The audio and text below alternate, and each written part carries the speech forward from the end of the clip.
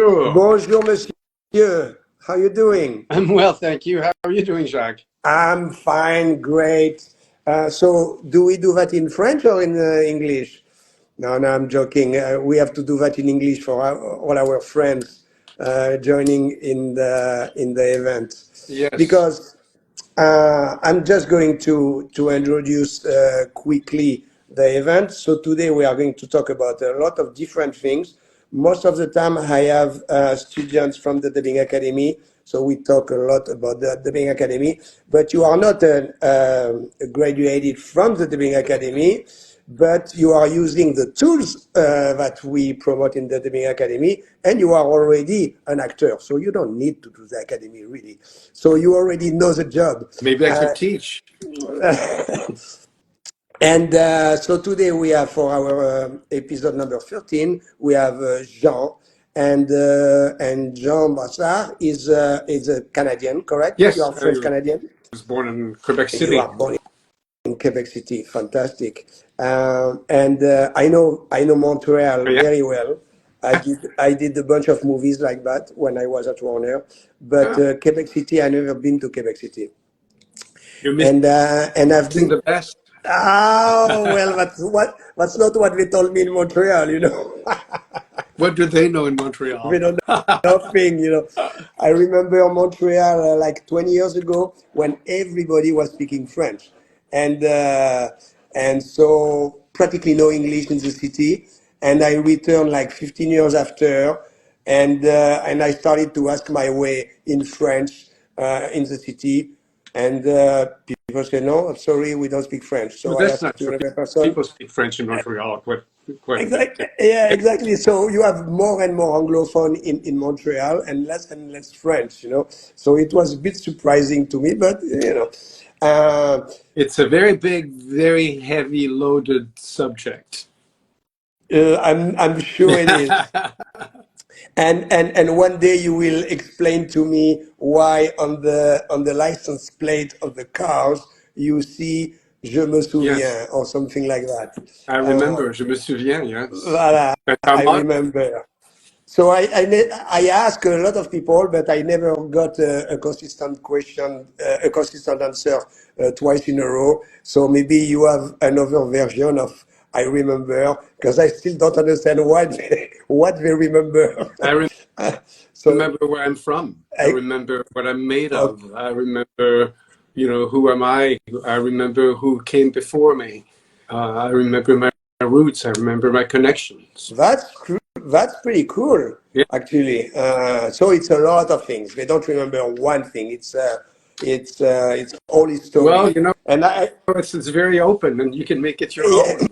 And decide what well, I you have a remember. lot of books about the French Canada was obviously started by the French, and when Louis XV, I guess, decided to sell the Canada to the Brits.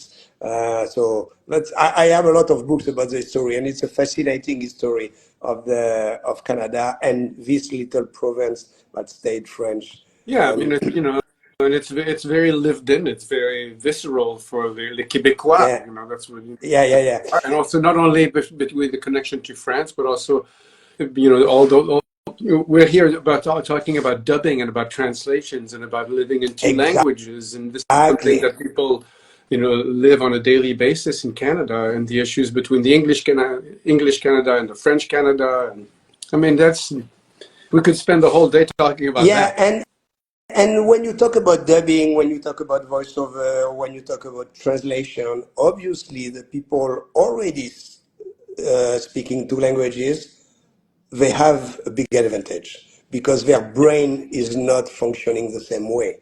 Like the joke. How do you call a people that speak person that speaks three languages? uh, Trilingual. About people that speak two languages, bilingual, and about people that speak one language, Americans. So that's a bad joke, and Yeah, I have a dual passport, so I'm also American. So and you're I'm careful about that when I joke with my with your new American compatriots. But that's true that in America they don't speak a lot of languages, which is always a little problem.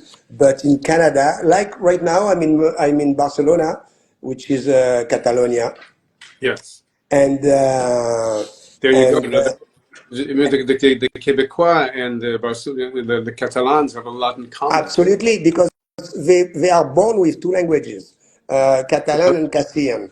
And I see the difference from Madrid, where they speak mainly yeah, Spanish, Castilian, and here they speak Catalan and Castilian, and it's already a different way of thinking.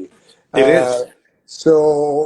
and you are obviously in the same case. So tell us a little bit about how did you start in the business in Quebec, I guess, and how did you move to the Big Apple in New York, and we'll see a little bit all your journey to arrive to now. Well, yes. So I was born and I grew up in Quebec City, and then when I was 16, I moved to Montreal for a couple of years. So there's a bit of Montreal in Maine, and I mean, I was always, my path has always been really the artistic path, where I've always, you know, sung and danced a little and did some acting. And that was really, my main focus for many, many years.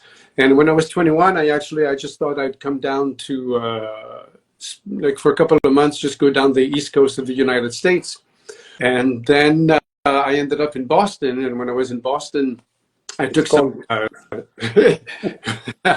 Watch out, there might be some Bostonians watching. I ended up taking classes with the Boston Ballet School, and I was given a scholarship, so I was there for a year, and fantastic. yeah, it was really wonderful. I actually got to dance with the company when Nureyev came and did the production of Don Quixote. So that Beautiful. was pretty wonderful. Yeah.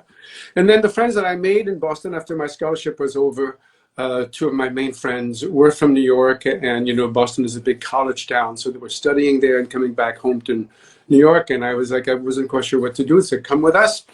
And I ended up being a part of like the very, the downtown East Village, very artistic community Of at that time. course. Yes, and then I came back to Quebec for about a year. In Quebec, I had been part of this radio station, which is the first community radio station in Canada, CKRL, le 89,1 à Québec. Wow, And, cool. yeah, and they were celebrating their 10th year anniversary, so I came back and I organized the anniversary, the whole great, wonderful event.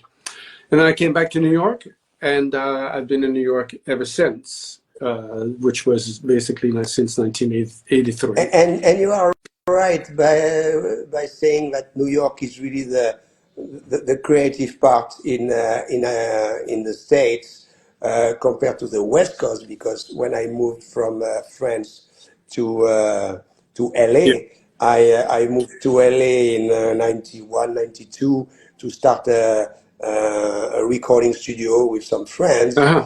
And so I'm a musician myself, and my colleagues were musicians, and we started a recording studio. We recorded some local groups, and after we started in post-production for movies, did some music for movies. But I was always surprised. I thought LA was really the music city, and I realized that LA is really the film city, Yeah. not the music city. And the music is more on the east side than on the west side. So the Yeah, and east somewhat coast in the than on south the. as well. I mean, I think things are much more spread out nowadays, also because people work from all over the That's true. place. In New York, New York used to be a great place for young people who were just trying to figure themselves out in life and being, leading an artistic life, because the economics were much different than what they are now. To be able to live in an apartment in New York when you're That's a young now, fortune. it's astronomical. Absolutely. Things did Absolutely. changed. And I see already, I go regularly to LA because I still have family there and Uh-huh. friends, and I see the prices are to the roof. It's crazy. I left 3 years ago, and in 3 years it's already growing. Yeah, it keeps So, going. how did you, from being a dancer, singer in this kind of field. How did you end up with voiceover, dubbing? Because the use of the voice and the use of the body and singing is not exactly the same. I want to talk about this transition, and after I want to talk to you about the relation between singing and working with your voice, because you know in the Dubbing Academy, our key phrase is your voice is an instrument. Let's learn Certainly how is. to play it. So tell Yeah. us, how did you manage to go from one to the other? Well, I very early on I started, I wanted to pursue more of a. I was in the performance arts downtown for a while, and then I focused more on acting. So I was in acting class for a couple of years, and then you send your picture and resume to different agents, and I get connected to some good agents, and the agencies often have a volet, a side that is Yeah, voiceover for which you get to audition. And of course, again, sorry, speaking about languages, the fact that one has a second language is always a very useful tool. appreciated, of course. It's a real trump card. So I started going on auditions and booking voiceover work and developing relationships with clients, and that's how it started for me to have a voiceover career as well in that respect. So tell me a little bit about, because you said that you were singing also, correct? Yeah, I sing. I have, I'm a recorded artist. I have a couple of CDs out. Fantastic. Uh, yeah, I thank send you. you my CD, but mine is only jazz instrumental, and you send me yours, Very well. and we can Yeah, compare. uh, indeed. and so how did the singing help you with your voiceover and after acting? Because a few months ago, we had a very interesting discussion with one of the graduates from the Dubbing Academy who is a musician, and we are talking about the relation between music and dubbing. Because in the dubbing world, I know that's where I spend most of my life. In the dubbing world, like 75% of the dubbing actors come from music, Yeah. and you have a lot of musicians. So my theory is that the rhythm, when you understand when you listen to a sentence, I don't know if you are the same way, but if I hear this is a beautiful day today. I hear taka taka taka. That's what I hear. I hear the rhythm, Yes, of and course. obviously after when I want to redo it, it's much faster. What is for you the relation between music, if singing is music, obviously, Sure. and working with your voice and dubbing?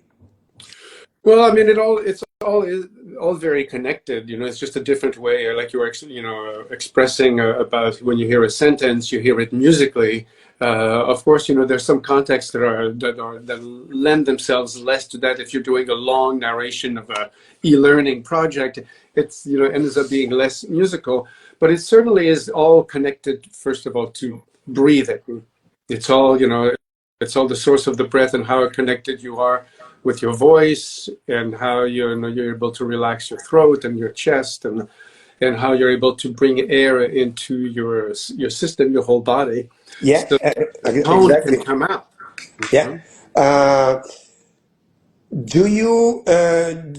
are you using some exercises that you were doing when you were singing, because you have to warm up your voice, etc. When you do voiceover, it is the same thing. Yeah, I actually don't. I just You just go. I just go, and I just You I really pay attention to my posture Yeah, and yeah. to my Oh, breath, and to be really lifted up. And I never sit at the back of a chair. I always sit there in that's front of the chair. that's what we are teaching in the Dubbing Academy. Don't sit, stand. Yes. Uh, because of the position, and also because you have more room to start playing with your hands. If you record an e-learning or a narration, you don't really need to move too much. But if you Yeah. are acting, and if you are impersonating, if you are dubbing an animated character, well, you have to move. You have to. So I said if you are standing in front of the mic, remember where you are, and you can really Yeah. move and try to be like the character. The dubbing will be even more in sync, you know. So I remember you worked a little bit with Studio Next. Yes, I did. Yeah, I directed the whole great project last year. E- Actually, e- it really almost took the whole year. exactly. So tell us a little, because you know, for our listeners, Studio Next is a proprietary tool from TrustPerfect, Yep. and uh, and this is a tool that we are using in the Dubbing Academy. So in the Dubbing Academy, we teach people how to use Studio That's Next. great. We have a workshop for that. And obviously, all the assessments, because when you are in the Dubbing Academy, we ask you to do some assessments, some exercises if you want, narration, dubbing of a few characters, and most of the time I'm grading all the students, and this is through Studio Next. So as you see, it's very simple to use. Tell me a little bit about your experience with Studio Next, and after compared to the other systems that are on the market, you know. Yeah, I think Studio Next is a really great. It's a really great tool. I mean, it takes a little bit of, there is a learning curve, and you got to start, working. And I worked on both, the directing side and acting side, the voicing side as well. This is what is interesting to me, the both sides. And after we'll talk about the third side that we are just adding now, which is the adaptation side. So in Studio Next, you can adapt, you can record, and you can direct. What do you tell me more about the adapting? What do you mean? Just actually doing the translation on You the don't do the translation, but you can do you can write directly the rhythm band on Studio Next. So you have two modes, a little bit like in Pro Tools, you have the mix mode and the yes, recording mode, I mean, edit and mix. In Studio Next, you have two basic windows, the recording window that you know, yeah, and you play back what people do. And now you have the editing window where you go in another window, you don't record, but you have a big band where yeah. you can write directly, you can change, you can compress, you can extend, and basically you are preparing your rhythm band. And when you know that in the 50s and the 60s and 70s and 80s and 90s until basically the 2000s, all the rhythm band in France and in Canada were done by handwriting on a Uh-huh. 35 millimeter film, which is, It's pretty if you think insane about when it, you think of it's insane, you know. And the amount that's of work and time that you have to put in to do that. and if you think about the poor guy that is handwriting on a 35 millimeters, and you know you cannot make too many mistakes because it's expensive. Yeah, exactly. So no pressure on that. But now, obviously, it's a piece of cake because you can redo it 20 times on your computer. Doesn't Yeah, matter. But so the rhythm band, you are you have everything on one platform. So you can write your translation. You have to be a translator, so you write. You have the English, you have the sound, and you have the picture, yeah. and you have the band that is empty, and you just write your translation, and you can see, because you have the beginning and the end, you have the waveform to see how the accentuation are going. You write and you play Mhm. back, and you can see in 1 second if you wrote is going to be in sync or not. That's So awesome. that's a huge advantage. Yeah, And at Trust Perfect, we have more and more people working on the adaptation with Studio Next because it's so convenient. You have everything in one tool. yeah, exactly. And Exactly. yeah, and for the adapter, even better, they can, if they are not sure, they can record their sentence. You saw how easy it is to record in Studio Next. just to try. They can record in Studio Next and see if their work is going to be well done, well adapted, in sync. If not, they just redo it. So that is the chain, you know. So you did the recording and directing. Yeah. Now you have, from the beginning of the process, adaptation, recording, and directing. So what was your experience as an actor, and what was your experience as a director? What did you like about Studio Next, and what didn't you like? Because we are not here to always say good things about things. Yeah. We have to be very transparent and objective. Well, I really like the system. I mean, that what I was doing was we produced along with your Montreal team, we produced a series of 40 11-minute animated films called Builder Brothers, which were adapted into French with Frères Constructeurs. So a great thing also for me in particular, because of the music side, was that I also got to produce the French version of the theme song, Oh, and cool. which was really nice, and I got to find singers, and actually we got the whole new song produced. Well, I was here in New York, and the song was produced and recorded up in Quebec City with a team over there, and then all brought back together, and that part of it was really exciting for me, and then I worked with Gemma Cuny, your casting director, who is just so wonderful and such a delight to work with. We'll tell her Um, thank you. yes, um, and they always say, whether it's in film or in anything, casting is, it's like 95% of the job. Of course. So that took some time, and it's quite wonderful to to think, um, because now this aspect of the dubbing is that you're not seeing a whole person. When you get the auditions, it's just the voice, and you have to match to it. Does that, just the voice and what the person is bringing to their delivery, how much that connects with the actual character online.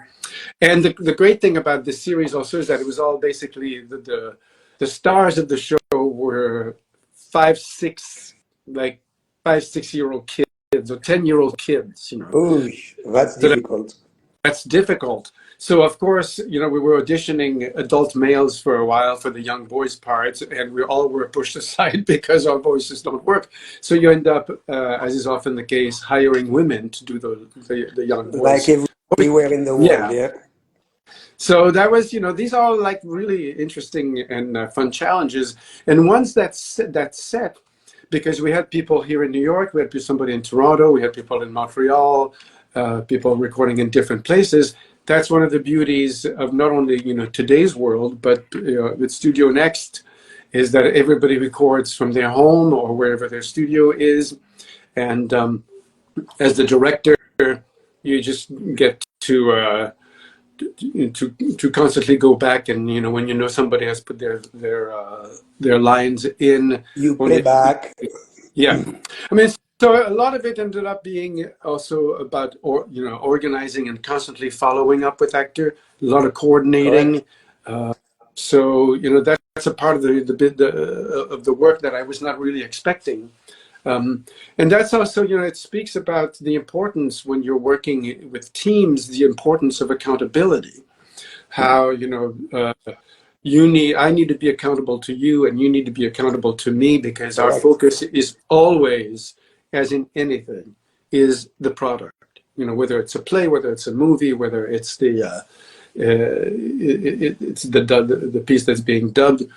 All our focus is to get that delivered in the best quality of possible. Correct. So And to help you next time you have kids working in dubbing, we now have in Studio Next the remote control, meaning that you can have a kid at home uh, in another city, and you can press record on your computer, and the session of the kid will start recording.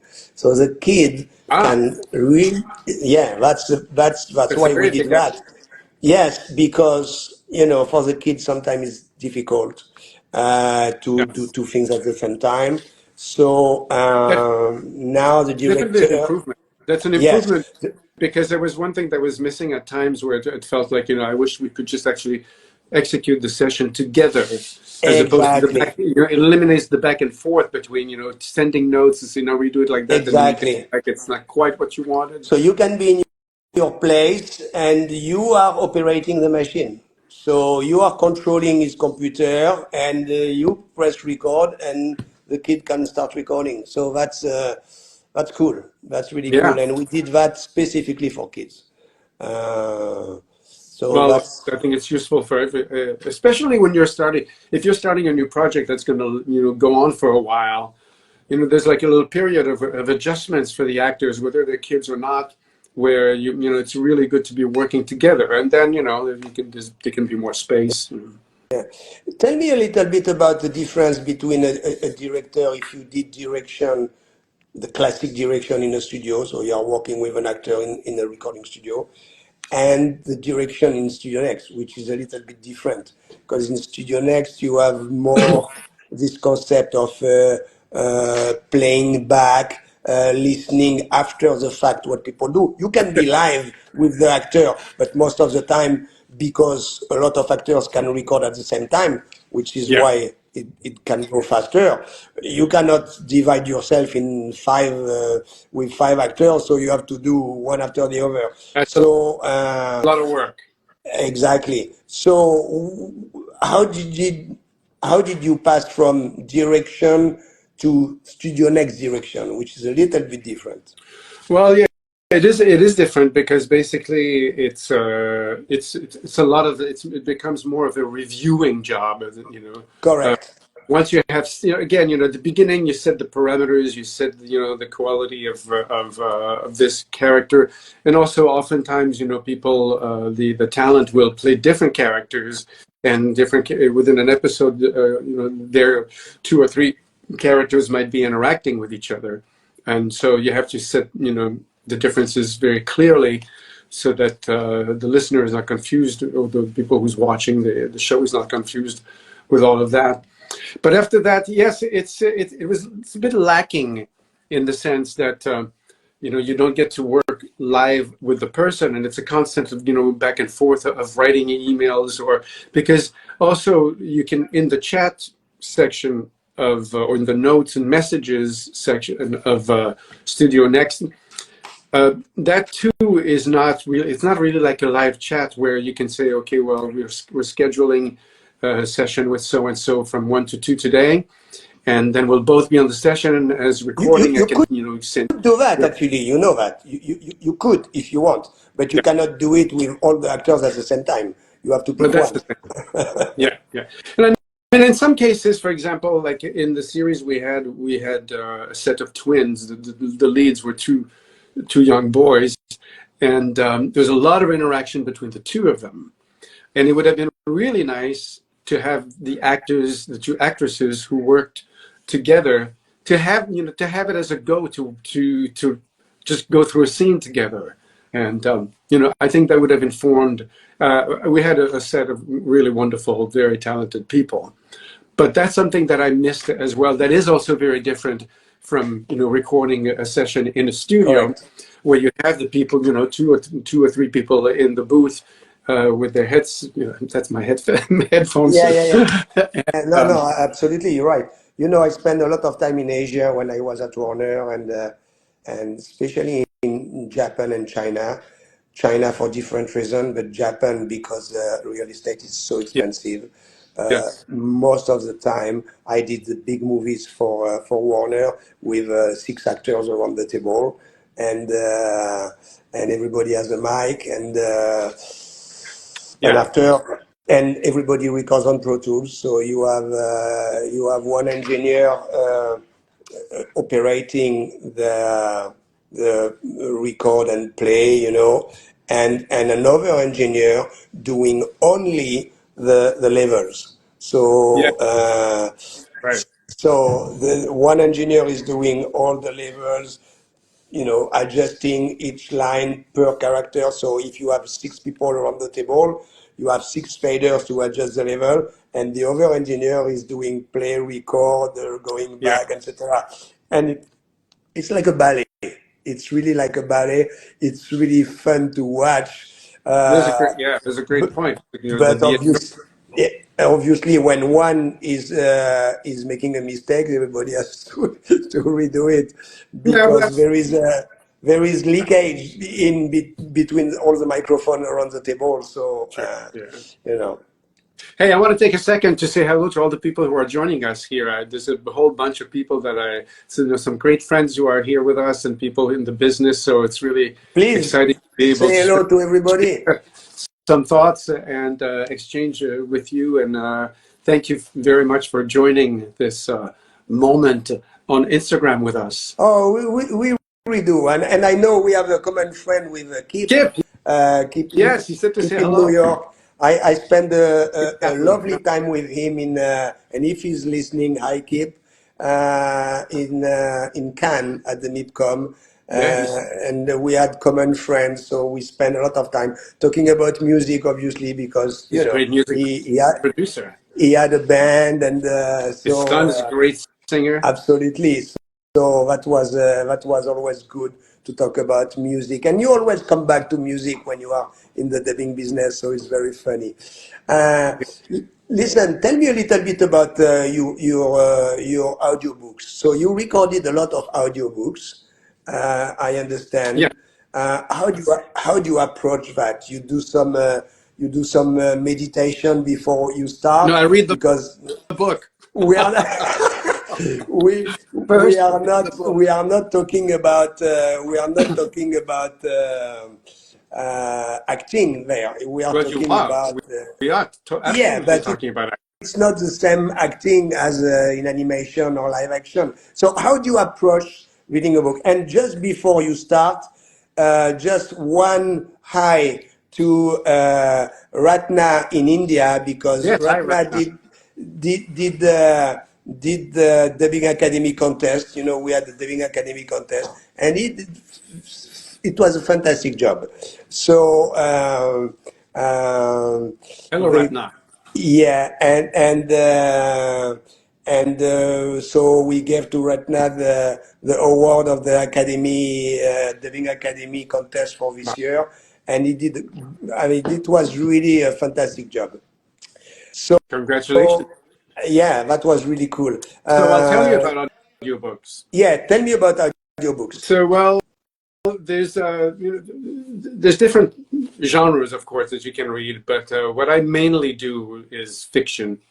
Of all kinds of fictions, and since it is fiction, usually there's lots of characters, like in a TV series or anything, and you have the narrator voice, and there are cases where audiobooks will have a group of actors reading the book, but most of the time it's a single narrator, and you get to be everybody. You get to be the grandmother, the kid, the husband, the wife, So the cousin. in this case, are you changing a little bit your voice and Yes. adding some attitude?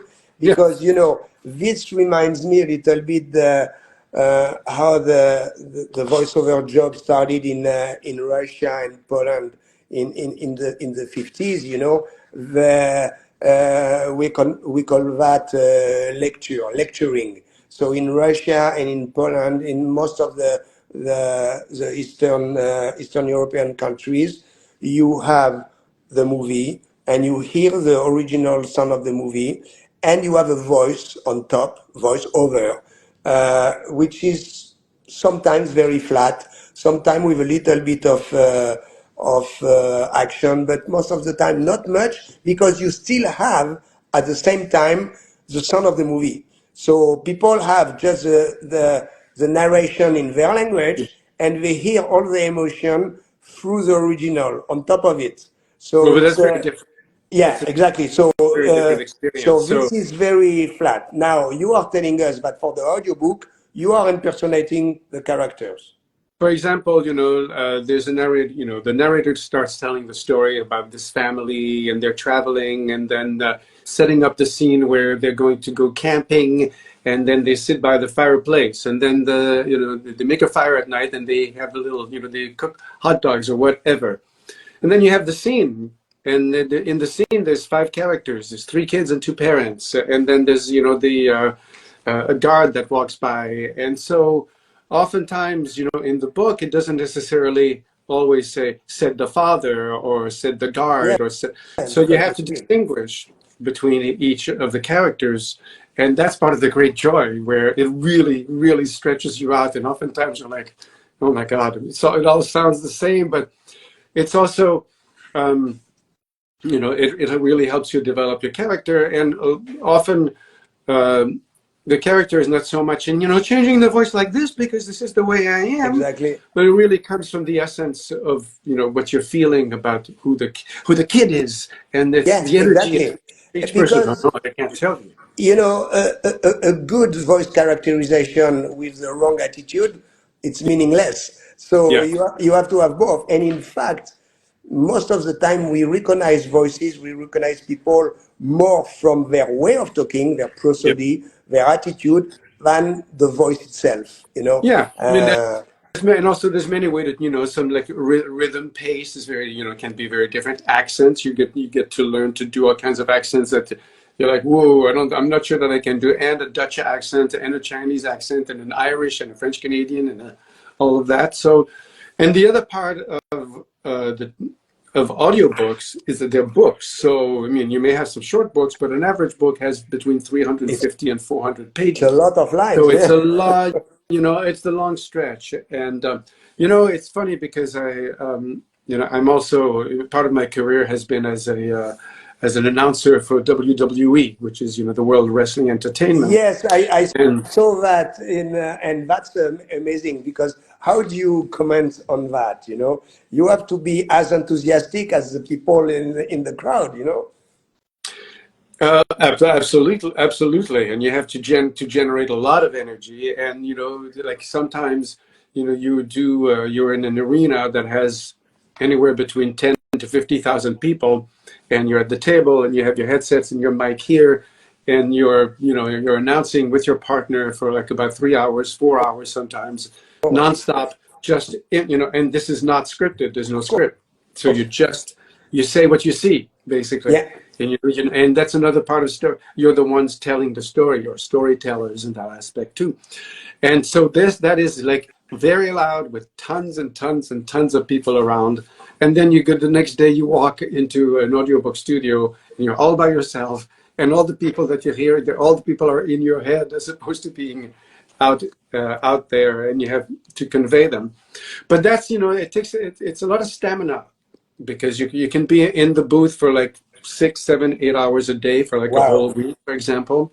So you get to, whether you want it or not, you start developing little, techniques and ways to get through it. But I have to say, I think audiobooks has really helped on many levels for me in that respect. Yeah. Mhm. That reminds me a little bit when I was doing a lot of animation, mainly for Warner. It was the Looney Tunes, Yeah. and the Cartoon Network shows, Johnny Bravo, the Powerpuff Girls, all these shows for Cartoon Network. And in Scandinavia, you don't have a lot of Denmark, Sweden. We don't dub a lot of movies like in Europe. So it's mainly kids animation. And you don't have so many actors because Denmark is a small country, but so Yeah. most of the dubbing actors are coming from theater. So the evening they play a very serious play about Shakespeare or whatever. They love it there, and the day after they go in the studio and say, "Hey, what's up, Doc? Hey, what's going on?" So they start, and at the beginning for them it was very complicated because jumping from Shakespeare to Bugs Bunny, it's a stretch. But it's like Yeah. what you said. Well, You have to do it, and you learn how to go from one place to the other pretty quick. and there's a And lot of very high comedy and clownish comedy in Shakespeare that, as well. that's true. Yeah. I was doing a lot, I was doing a lot of Shakespeare work in classes and on stage at the same time when I started doing the WWE. And it was like, wow, it's all theater. It all is, Yeah. wonderful. No, Yeah. and they do it. They just need to learn how to go from one to the other and readapt immediately to the new content. Yeah. You know. Everything gives you more tools and in everything that you do. It's all very connected. Now, And the big difference between the audiobook, if I understand correctly, because this is something that I never did much in my life. I come from the entertainment movie. I did all yeah. supervise the Harry Potter and the Looney Tune movie and the Batman stuff. So this is really entertainment. You see it on the screen, and you have to follow this. You have to follow what you see, basically. But audiobook, you don't see anything. So you see it in your head. Yeah. And you have to. So how do you approach that? You are thinking about the scene, you are seeing it in your mind and talking through it? Yes, and also, I mean, that's part of the preparation. You're talking. You asked the first question was about how do how you get into it, how you prepare it. Well, if you're doing an do it yourself or how to or something like that, you don't need that much preparation. But if you're telling a whole story, I've got to know what happens at the end before I start, Of course. because then I have all the tools in my hand, to design, to sculpt. The words are all there, and you want to follow and be true to the author's Yeah, voice and what they're trying to convey. But you also have a lot of creative freedom, where when you know that something is going to happen that's dramatic, you're going to slow down the exactly. pace that you're You reading. prepare. Yeah, yeah, so. Um, yeah, and then you have to have the imagination to see the scenes that are coming and how you want to interpret them, and if it's a love moment or a very tense moment, how you play each character against each other. And it's funny, it's like it's playwriting as well, it's writing, Yeah, because as I write theater as well, and it's the same thing. They're all in my head, and I just my hands just start typing and just got to exactly. get out of the way. Exactly. Adaptation, improvisation, being part of, it's something that happens on the moment. This is great. Look, Jean, Yes, we are 43 minutes in the discussion. It looks like we started 5 minutes ago. yes. And I have to go to the Transperfect studio here in New York to do some Well, recordings. you are going to work with my friends. Good. Yeah, Listen, it was really a pleasure. Thank you like so much. Thank you for joining. It was a great discussion. And I think we should do another one because I still have a lot of, we have a lot of things to talk about, a grand Uh, plaisir. Avec grand plaisir. Merci beaucoup, monsieur. And Merci. so, everybody, thank you very much. This was Jean is French Canadian in New York, an You can say actor, Québécois. Québécois, Yeah. Québécois from New York, and doing a ton of things. And next time we'll focus a little bit more about music and about all the different stuff that are related to the dubbing, but not directly dubbing. So it's always Yeah. fun to see the periphery of the art. Jean, And feel thank free, you. please, feel free, people, to visit my website at jeanbrassard.com or follow me here on Instagram. I think it's Jean Brassard simply. Yes. So Well, it's been a great pleasure, really. I appreciate it. you don't have a lot of Jean Brassard in New York anyway, so I'm sure they can find you. They can find you very easily. Yeah. Probably. So Jean, thank you so much, and good luck with your endeavors. I know you are very busy, so good luck, and hope to cross your path one of these days. If I go to New York, I let you know. Obviously, I go sometimes. Absolument. À la prochaine. À la prochaine. Thank you so much. Bye Cheers. bye everybody. Bye. Bye.